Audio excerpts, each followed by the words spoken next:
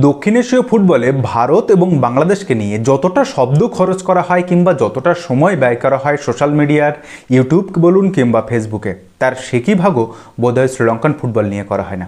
অথচ একেবারে নিঃশব্দে সাব রিজিয়নে সম্ভবত সব থেকে বেশি এগিয়ে গেছে শ্রীলঙ্কান ফুটবল।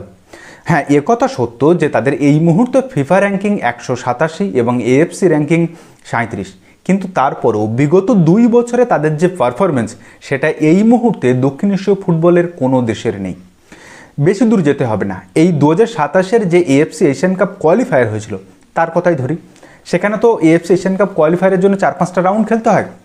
তো সেখানে প্রথম রাউন্ডে শ্রীলঙ্কা ইয়েমেনের বিপক্ষে প্রথম ম্যাচে 3-0 গোলে জেতে, দ্বিতীয় ম্যাচে 1-1 গোলে ড্র হয়, অর্থাৎ এগ্রিগ্রেডে তারা প্লে অফ রাউন্ডে চলে যায়।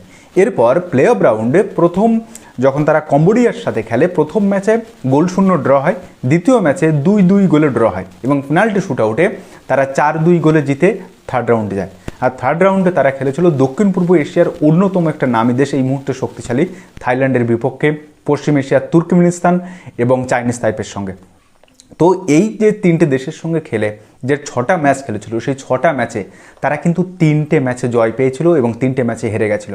অন্যদিকে সাব রিজিয়নের অন্যতম যে দুটো দেশকে নিয়ে আমরা বেশি কথা বলি, ভারত এবং বাংলাদেশ, তারা কি করেছিল?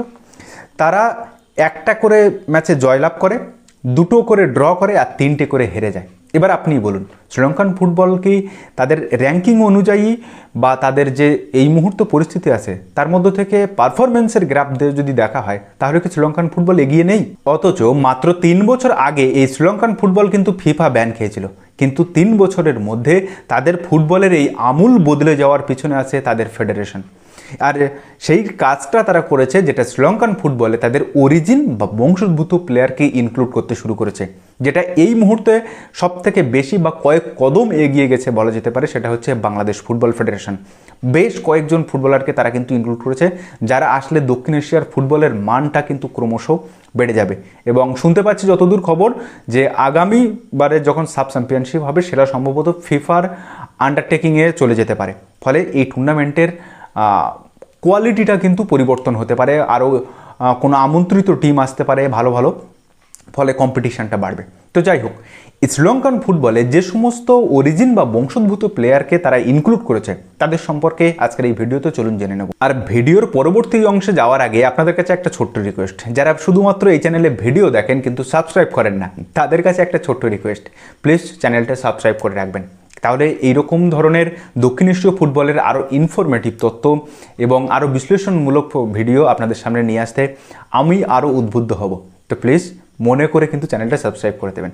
তো যাই হোক, এবারে আসি শ্রীলঙ্কান বংশোদ্ভূত বা অরিজিন ফুটবলারদের প্রথম, ক্লডিও কামারনেক্ট। 27 বছরের এই সেন্টার ব্যাকের জন্ম কিন্তু জার্মানিতে এবং সেখানকার ফ্রেইব্যাক ইউথ একাডেমি থেকে তার ফুটবল কেরিয়ারটা শুরু হয়। 2023 সাল পর্যন্ত সে কিন্তু এই জার্মানির 4th টায়ার ক্লাব ফ্রাইবুর্গ 2 তাতেই কিন্তু খেলেছে। এই মুহূর্তে সে কিন্তু খেলছে 3rd টায়ারের ক্লাব ওয়ার্ল্ড অফ ম্যানহাইমে, যেখানে তার 2029 সাল পর্যন্ত চুক্তি আছে। এবং এই ক্লডিও কামারনেক্ট কিন্তু শ্রীলঙ্কান জাতীয় দলের নিয়মিত একজন সদস্য। এবারে আসি দ্বিতীয় প্লেয়ার, স্যাম ডুরান্ট। 24 বছর বয়সে এই লেফট উইঙ্গার ইংল্যান্ডের বিখ্যাত ক্লাব এভারটনের ইউথ একাডেমি থেকে কিন্তু তার ফুটবল কেরিয়ারটা শুরু করেছে এবং সে লিভারপুল, ব্ল্যাকবার্ন, শেফিল্ড ওয়েডনেসডে, কারভান সহ একাধিক ক্লাবে কিন্তু সে খেলেছে। এই মুহূর্তে সে কিন্তু খেলছে সাইপ্রাসের 2nd ডিভিশনের ক্লাব ইএন প্যারালিমানে। তো এইরকম ধরনের সমস্ত প্লেয়ারকে শ্রীলঙ্কা কিন্তু অলরেডি ইনক্লুড করতে শুরু করেছে। চলুন এবারে দেখে নেব এই লিস্টের তৃতীয় প্লেয়ার, জেসন থায়াপ্পান। 30 বছর বয়সে এই সেন্টার ব্যাকের জন্ম এবং বেড়ে ওঠা সবটাই কিন্তু জার্মানিতে। এই মুহূর্তে সে খেলছে জার্মানির 5th টায়ার বা 5th ডিভিশনের ক্লাব আরডব্লিউ উইটিলিসের হয়ে এবং এই প্লেয়ারটাও কিন্তু শ্রীলঙ্কার জাতীয় দলের নিয়মিত সদস্য বা সিনিয়র দলের নিয়মিত সদস্য। এবারে আসি ডিলন ডি সিলভা। 24 বছর বয়সে এই রাইট উইঙ্গারের কেরিয়ার শুরু হয় ইংল্যান্ডের বিখ্যাত ক্লাব কুইন্স পার্ক রোভার্সের হয়ে। 2023-24 সাল থেকে তার পেশাদার চুক্তি হয় টর্কির সঙ্গে।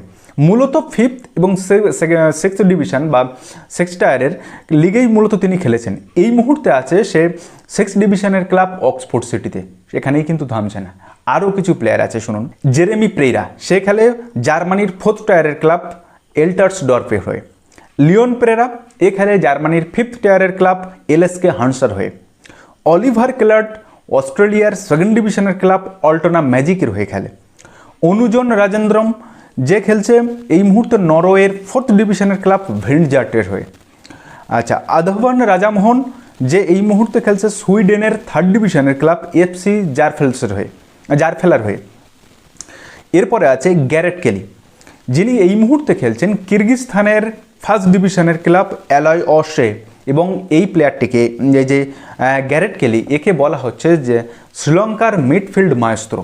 তো আপনার এই পর্যন্ত শুনে মনে হতে পারে যে আরে শ্রীলঙ্কার সমস্ত প্লেয়ার তো হয় 4th ডিভিশন, নয় 5th ডিভিশন, নয় 6th ডিভিশন বা 6th টায়ারে খেলে, এরা আর এমন কি ভালো হতে পারে। কিন্তু একটা জিনিস তো মানবেন যে আমাদের দক্ষিণ এশীয় ফুটবলের টপ টায়ার লিগ, সেটা ভারত বলুন, বাংলাদেশ বলুন, শ্রীলঙ্কা বলুন, পাকিস্তান বলুন, নেপাল বলুন, যে দেশের কথাই বলুন, তাদের যে টপ টায়ার লিগ, সেই লিগের থেকে ইউরোপের 4th টায়ার 5th টায়ার আমাদের থেকে অনেক গুণে বেটার।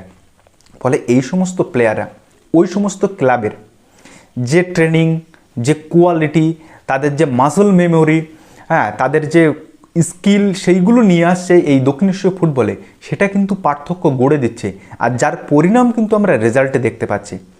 এবারে দেখুন, এরা এমন দুটো প্লেয়ারকে স্কাউট করেছে এবং এমন দুটো প্লেয়ারকে অ্যাপ্রোচ করছে যাদের নাম শুনলে আপনি ভাববেন শ্রীলঙ্কা সত্যিই এই মুহূর্তে ফুটবলে কিন্তু এগিয়ে যাচ্ছে। লিস্টের প্রথমে আসি জেভিয়ার সিমন্সের কথায়। মাত্র 23 বছর বয়সে এই সেন্ট্রাল মিডফিল্ডারের জন্ম কিন্তু ইংল্যান্ডে, এবং ইংল্যান্ডের ইপিএলের অর্থাৎ ইংলিশ প্রিমিয়ার লিগের বিখ্যাত ক্লাব চেলসির ইউথ একাডেমির প্রোডাক্ট কিন্তু এই জেভিয়ার সিমন্স, এবং সে চেলসির অনূর্ধ্ব-18, অনূর্ধ্ব-21, অনূর্ধ্ব-23 দলের হয়ে কিন্তু খেলেছে। শুধু তাই নয়, এছাড়া হাল সিটির মতো ক্লাবেও সে কিন্তু নিয়মিত খেলেছে। তবে এই মুহূর্তে সে খেলছে কিন্তু ইংল্যান্ডের 2nd টায়ারের ক্লাব বোল্টনে। এখন এই ধরনের প্লেয়ার, জেভিয়ার সিমন্সের মতো প্লেয়ার যদি শ্রীলঙ্কা দলে ইনক্লুড হয়, তাহলে আপনি বুঝতে পারছেন শ্রীলঙ্কার ফুটবলের মানটা ঠিক কোথায় চলে যাবে। তারা আরও একজন বয়সভিত্তিক প্লেয়ারকে স্কাউট করেছে যে এই মুহূর্তে খেলছে ইতালির টপ ডিভিশনের একটি ক্লাবে, আর সেই প্লেয়ারটির নাম হচ্ছে দিনেশ আন্টোনেত্তি। 16 বছর বয়সী এই সেন্টার ব্যাকের জন্ম ইতালিতে, এবং সেখানকার বিখ্যাত ক্লাব রোমা থেকে তার ফুটবল কেরিয়ারটা শুরু হয়। হ্যাঁ, ঠিকই শুনেছেন, সেই রোমা, যার সঙ্গে ফ্রান্সিসকো তোত্তি কিংবা Argentine star player Paulo Dybala, যারা কিন্তু এই ক্লাবটাতে খেলেছেন। এবং ইতালীয় ডিফেন্স যে আসলে কি বস্তু, সেটা যারা ইতালীয় ফুটবল দেখেছেন তারা নিশ্চয়ই জানেন। 2006 পর্যন্ত যারা ইতালীয় ফুটবল দেখেছেন তারা অবশ্যই জানবেন ইতালীয় ডিফেন্স কি বস্তু। যদিও তারপরে আর তারা বিশ্বকাপে কোয়ালিফাই করতে পারেনি, ইউরোতে খেলেছিল, ইউরো একটা দুর্দান্ত খেলেছিল। তো যাই হোক, এই মুহূর্তে শ্রীলঙ্কান ফুটবল যেভাবে প্লেয়ার স্কাউট করতে শুরু করেছে, এবং যেভাবে সেই সমস্ত প্লেয়ারকে কনভিন্স করিয়ে নিজেদের জাতীয় দলে, সিনিয়র দলে কিংবা বয়সভিত্তিক দলে খেলানোর জন্য উদ্বুদ্ধ করছে, ঠিক যে কাজটা করছে বাংলাদেশের ফেডারেশনের, তো সেই একইভাবে শ্রীলঙ্কান ফুটবল কিন্তু এইভাবে ধীরে ধীরে স্টেপ আপ করছে। আর এইভাবে দক্ষিণ এশীয় ফুটবলের মানচিত্র, বিশেষ করে ফুটবলের মানচিত্র এই শ্রীলঙ্কা এবং বাংলাদেশ কিন্তু বদলে দিচ্ছে। আর আমাদের কি জানি কি হবে, ভগবানই বলতে পারে। তো যাই হোক, আজকের ভিডিওটা এখানে শেষ করলাম। ভিডিওটা যদি ভালো লাগে তাহলে অবশ্যই আপনার বন্ধুবান্ধব ও চেনা জানা মানুষের মধ্যে শেয়ার করে তাদেরকেও জানার সুযোগ করে দেবেন। তো দেখা হচ্ছে পরের ভিডিওতে, ততদিন ভালো থাকবেন, সুস্থ থাকবেন, আর অবশ্যই নিজের খেয়াল রাখবেন। ধন্যবাদ।